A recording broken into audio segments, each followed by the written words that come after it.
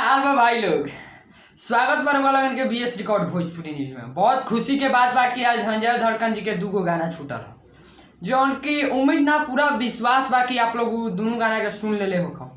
बहुत सारा दोस्त कहत रहे कि कल जौन गाना के डेट रिलीजिंग टाइम रहे मेहरारू मिली करिया, वो गाना फाइनली कल रिलीज ना कल गए। वो गाना के आज सुबह में रिलीज कल गया कि मेहरारू मिली करिया। भाई लोग उहे चैनल जौन चैनल पर बतावल गई रहा एसएस फिल्म्स मोतिहारी के ऑफिशियल यूट्यूब चैनल पर।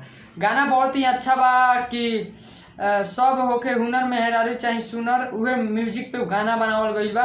मेहरारू मिली करिया बहुत ही ब्रांड लेवल के गाना बा। और आज एक और चैनल टकाटक म्यूजिक से जौन गाना आइल 6:30 पर, जौन गाना के नाम बा कि सैया सावर कांवर लेके नाचे, जौन की वीडियो सॉन्ग बा। तो आई बात करे के चाहतानी कुछ ई दोनों गाना के लेके। तो उम्मीद ना पूरा विश्वास पाके रोल गाना सुन ले हो, कब ना सुन ले हो तो कमेंट बॉक्स में कमेंट करके जरूर बताएं कि आप लोग सुन ले बानी कि ना, आके के सुन ले बा आप लोग कमेंट करी। और उम्मीद बा कि आप लोग के गाना अच्छा लगल हो। तो भाई लोग रोलन के गाना कैसा लगल बताएं लोग। तो बतावल चाहता है कि गाना तो बहुत ब्रांड लेवल के बा भाई लोग। तो बस आप लोग के प्यार चाहे, आप लोग संजय धड़कन जी के प्यार दुलार देम तो गाना बहुत ब्रांड लेवल के आई, बड़ा बड़ा कंपनी से आई। तो बता देवल चाहता नहीं, बहुत लोग संजय धड़कन जी के गाना पर रिपोर्ट मारत ताड़े, तो वो लोग के हम कहल चाहें कि तनी आप लोग सुधारे के कोशिश करें। फाइनली आप लोगों से हम कहना चाहेंगे दोस्तों कि तो वही था बात कि जो कि मेहरारू मिली करिया और सैया सावर कांवर लेके नाचे गाना आप लोगों को अच्छा लगा होगा।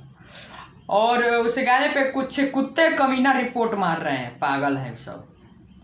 तो उन पागलों से कहना चाहेंगे कि बाबू सुधरो सब, नहीं तो तुम लोग का रिपोर्ट मारना भारी पड़ जाएगा।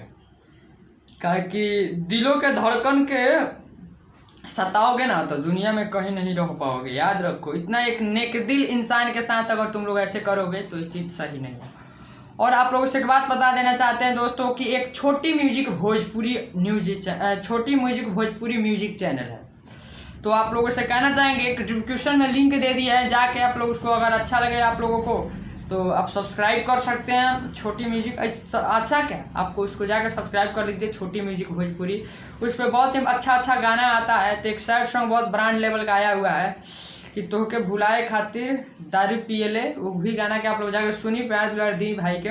छोटी म्यूजिक भोजपुरी म्यूजिक चैनल है, वो गाना उना रिलीज हो गया, तो जाके आप लोग वहाँ से सुन सकता नहीं। गाना बहुत ब्रांड लेवल के। ऐसे तो संजय भाई के करिया मेहरारू मिली करिया बहुत ही ब्रांड लेवल के गाना बा, ओके चाहे सुनी लोग। सैया सावर कांवर लेके नाचे के सुन ले बा। कमेंट बॉक्स में आप लोग जरूर बताएं दोनों गाना में आप लोग कौन कौन गाना सुन चुकल बानी। भोजपुरी की खबरें जानने के लिए सब्सक्राइब कर लीजिए बीएस रिकॉर्ड भोजपुरी न्यूज को।